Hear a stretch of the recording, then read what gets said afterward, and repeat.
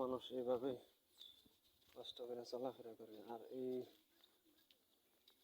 আওয়ামী লীগ সরকার, BNP সরকার যতদিন রাজত্ব করছে, আমাদের এই রুট আসলে কোনো চেয়ারম্যান, মেম্বার, এমপি, মন্ত্রী আসলে এদিকে ওদের কোনো নজর নাই। আর এই সমস্ত রাস্তার ভিতরে কেউ কাজ করে না। রাস্তা দিয়ে চলা খুবই কঠিন। তো আমাদের এই রাস্তাঘাট আসলে যতদিন, আমার বয়স প্রায় 30 বছর, কারণ আমি আজ পর্যন্ত দেখি নাই যে এই রাস্তাটা কখনো পাক্কা কিংবা সোলিং।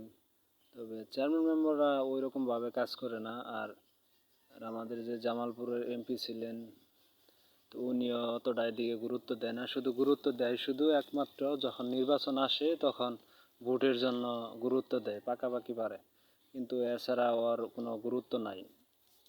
আর মানুষ স্বার্থ ছাড়া কোনো কিছু করে না। আর আমাদের এই অঞ্চলে আসলে কোনো এমপি এদিকে আসে না, কারণ একদম গ্রাম অঞ্চল, তো এদিকে একমাত্র শুধু যখন ভোট দেওয়ার সময় হয় তখনই আসে। এছাড়া আর কোনো এমপি, কোনো চেয়ারম্যান মেম্বার এদিকে ওদের কোনো গুরুত্ব নাই। কারণ একটা চেয়ারম্যান, একটা মেম্বার যদি প্রত্যেক 5 বছর পর পর 1 কিলোমিটার করে রাস্তা পাক্কা করতো, তাহলে আমাদের এই কাঁচা রাস্তা থাকতো না, এবং কি কাঁচা রাস্তা আজকে আমাদের এই অবস্থা হতো না। কারণ রাস্তার ভিতরে মানুষ চলাফেরা করতে পারে না, মানুষের অনেক কষ্ট।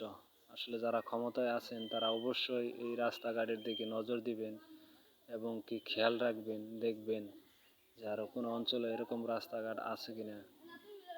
তো আসলে আমি কিছু করতে পারবো না, শুধু বলতে পারবো, কারণ আমার হাতে কোনো কিছু নাই। আসলে ওইরকমভাবে যাদের কাছে ক্ষমতা আছে, যারা আছেন, তারা আসলে এদিকে নজর করবেন। আসলে এদিকে অনেক সমস্যা হয়। গ্রাম অঞ্চলের মানুষ জানেনই তো, কৃষক তারা, কারণ এক বস্তা